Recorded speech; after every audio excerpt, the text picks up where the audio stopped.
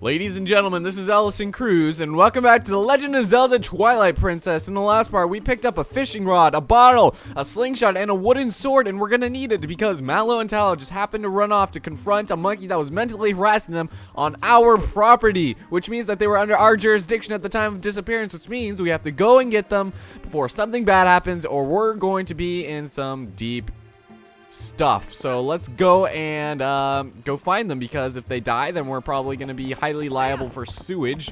And yeah, sewage, get it? So anyway, we're going to go and follow them off into the Farron Woods, it appears, is where they went. But here we've got Beth. All right, so let's go talk to her, see what she's got to say. Tallow and Mallow went chasing like crazy people after that monkey. I can't keep up with those two. Okay, I was gonna make a sexist joke there, but I think I'll hold off on those for a little while longer. She's just a child, and oh my god, did you see that baby? Oh, that was so creepy. That was so creepy. Think Paranormal Activity 3 at the end. That is pretty much, yeah, okay.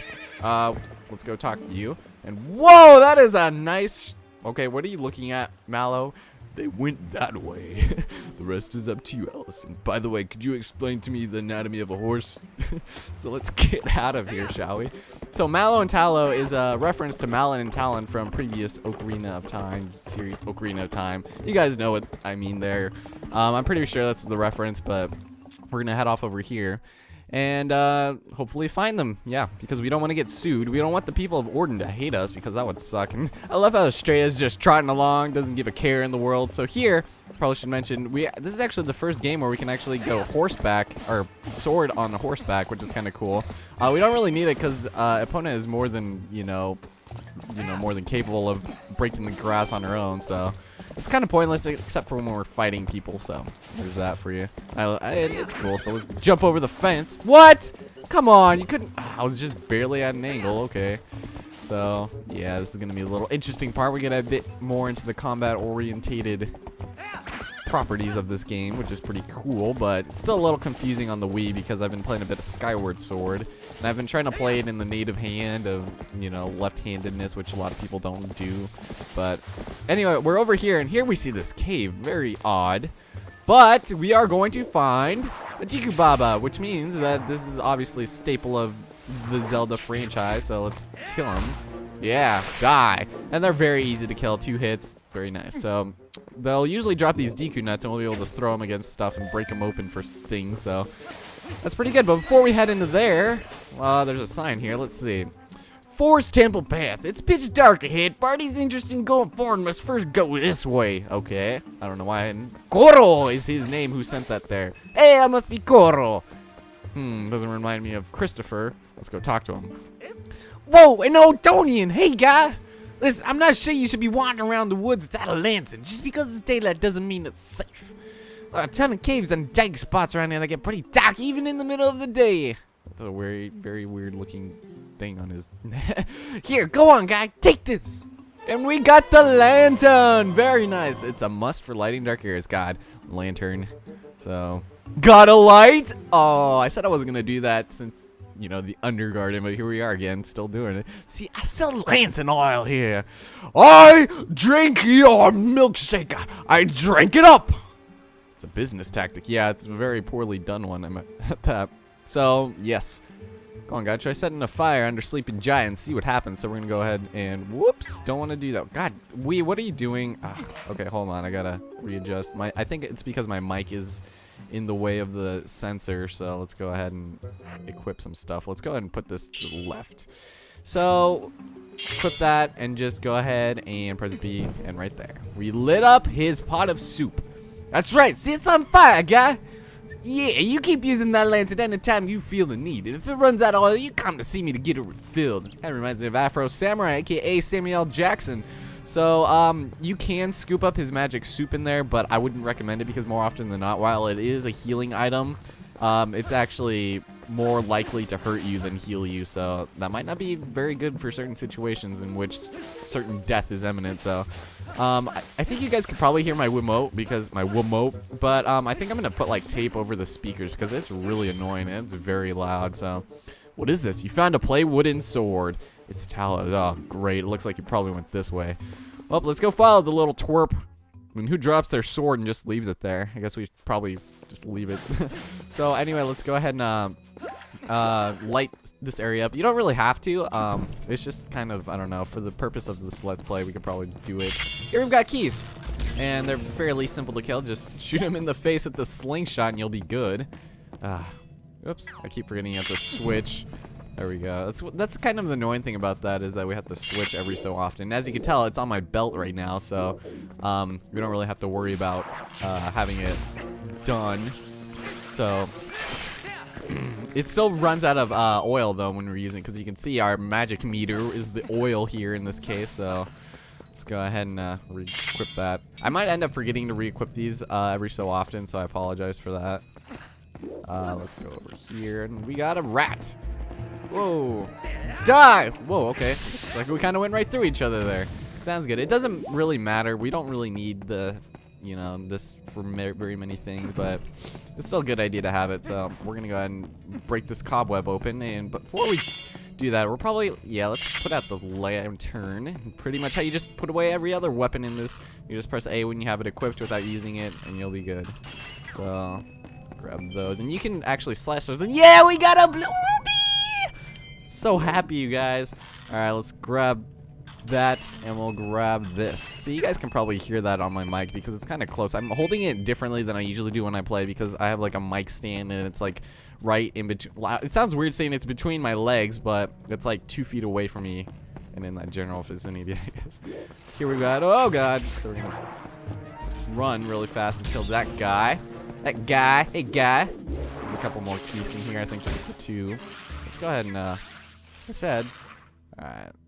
Can't quite kill the Deku Baba. I just want to. Whoa, little too. That guy is just like sleeping over there. You're dead. You died in your sleep. I bet you really enjoyed that. So, and death there. It's a good idea to use the slingshot to stun enemies, because a lot of the bigger ones, like the Deku Babas right there, they're gonna only get stunned. So, and I can see this on my TV pretty well, but I don't know if you guys can see it. So, yeah, we got a yellow ruby. Let's go ahead and light this up, even though we're never gonna set foot in this area again. Or will we? Find out next time on Twilight Princess when we enter this area the next time, because that totally didn't spoil anything. We don't need the lantern anymore, which is kind of cool. So yeah, I kind of like just cutting stuff. It's so nice cutting stuff in this game. It's just like so easy. It's like swipe, swipe, swipe, swipe or no swiping.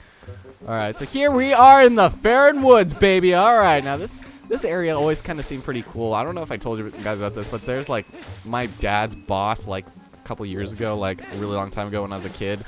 They had a really open backyard, and like in the back they had a they had pretty much a forest that was kind of like this, that me and my brother would always go exploring in, and it was like one of like the best like memories, because we'd always like do stuff, and there's like a creek and a swamp, and it was just so cool. And it so happens that when the Legend of Zelda Ocarina of Time came out, we were at their house when I asked my mom if we could get it, and so we ended up getting it when that happened. So it was really cool because, whoops, not ready for that. There. Oh, I guess we did kill him there. So it was pretty cool. So every time I go over there, I think of like, you know, the Kokiri Forest and stuff like that, and it's just really cool because of how open. And it reminds me just like this too, except I think there's like a lot more like broken trees and shit. So anyways, if we head over here, not exactly where we have to go, but it's still, actually this is pretty much where you do have to go. I don't know what I'm talking about. This isn't the area where we have to go to proceed through the story. I mean, yeah, you do have to come here to, spoilers, pick up a key, but we don't actually go through here to actually get to the next area, so we're gonna go ahead and do that. Hey, buddy, come over here. Yeah, and A button. Oh, that was the A button I said. Oh, and there's another key up there. Hey, no, you're not gonna get that close to me. Oh, what the? Did I just fall on nothing and like? Okay, game, you win here. I'm gonna light up these torches, or these lamps, or whatever you want to call them, and oh by God, it's beautiful. Man, this game is so cool. I remember when I first played this, it was awesome. It was like New Year's almost, I think, or I think I just did play it a lot on New Year's, like, and I was like Skyping with people. It was weird. Except it wasn't Skype. It was like the MSN version of Skype, because I was, what, 5 years ago, freshman, so I used MSN. And wha-bam, ladies and gentlemen, we got our first piece of heart. In this game, we need 5 heart container fart. Blah, blah, blah, blah, blah. Okay, we're done. There's your first out of many that we're gonna collect. This is the most heart pieces since you know, in conjunction with the previous games. I think Wind Waker had 44 and this game has 45. So there's that. Here we've got more enemies. So, and here's our bokoblins or bogoblins, and it sounds like I'm saying bogoblins, but I mean bokoblins. And yeah, look at our rupees. We're just that pimping, man. Oh man, G pimping up into his house. All right, let's go kill some people now. God, the combat in this game is pretty cool. Whoa, I wasn't aiming for. Oh, maybe I was. And jump attack. Haha. So, spoiler alert, there is a point in this where you can actually get, spoilers, the Master Sword early. And I'm not going to do that because I don't want to. Okay. There we go. I need to readjust myself here. That's what she said. God. So we're going to. Game. I just want to. There we go. I'm failing at the combat right now. I apologize. This is actually. Whoa.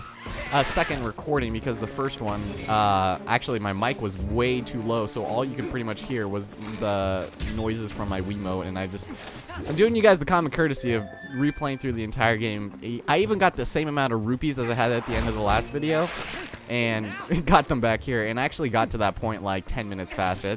I kind of stall on my videos a lot. Like, I know that this is probably gonna end up being longer than 50 parts, even with like 20-minute-ish videos, so. Come on, I want to kill you. No, whatever. So anyway, we've got another DQ. We're going to skip him. We've got two jerks that are talking to each other, and kind of, it shows that, you know, maybe they are actually, like, somewhat intelligent. I mean, so far they have yet to prove it, but, I mean, they were talking to each other. You don't know what they were talking about. I kind of wish I did. Like, maybe the one bokoblin was going to talk to the other guy about how he wants to propose to his wife, or his soon-to-be wife, but he... Whoa, okay. I guess that will stop him from following us. Haha, cutscenes. Cutscenes prevail overall. Eternal Sonata learned greatly from this. And there's another one is talking. He's like, hey, how should I pronounce... Maybe that one's gay and the other one actually had a girlfriend. There we go. All right, very nice. So I was thinking about stopping here maybe, but I think that'd be a little too short. So I think we're just going to continue on because this next part I could probably just cut into a second part. And here we've got another enemy. And they do get progressively stronger, too. I mean, these are basically the Goombas. Goombas. Except this guy's still dumber than a Goomba. Hey, are you smarter than a Goomba? Join us next week for the final episode. And, whoa, hey, whoa, your supper. Now just buy something. Hey, listen. So, anyway, here we can buy stuff. And I think it might be a good idea to go ahead and drink some of that good old goat milk. All right. I don't taste no Ritalin with it, but it still tastes pretty good. So basically, this is a mini shop. Hey, buy something, anything. So what we're gonna want to do, here we've got red potion, and here we've got oil. We're going to scoop up some oil. Yeah. And with that, you scooped up some lantern oil in a bottle. You can't light your lantern without this precious fuel. Yes, it's very precious, so just let it sitting out there in the open for anyone to take. To fill your lantern with fuel, equip the lantern, and use the oil with the direction pad. So very nice. And you can leave without taking it, but that jerk is gonna attack you like a persistent whore when you didn't pay her for giving you a blowjob. So we're gonna go ahead and pay. So just drop money. Now you can drop one and go through with it scot-free, so I think we're gonna do that. There's some money. That's a bit on the skin facade! So we're gonna get out of here. Pay like you're supposed to next time, you cheapskate! Yeah, it makes me feel bad that we had to do that, but whatever. Let's get out of here.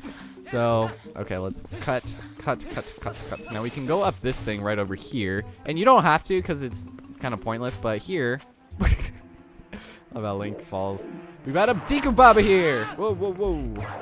You want to be careful because sometimes the hit detection on this game is like really wonky, and if you guys are both lunging at each other, more than likely you're gonna get hit and the Deku Baba is not. So take that how you will, and let's open this small miniature chest. And yeah, you got a ruby! Let's get out of here, shall we? So we're gonna head off over here. And once we do that, God, look at that tree. That's like such a weird tree. Whoa, what are you doing to Tallow? Monkeys! Oh man, maybe I should have showed the musicians more respect in the Undergarden because this behavior is simply unacceptable. Well, anyway, here we've got these guys, and we're going to kill them. So die. Don't hurt your buddy there.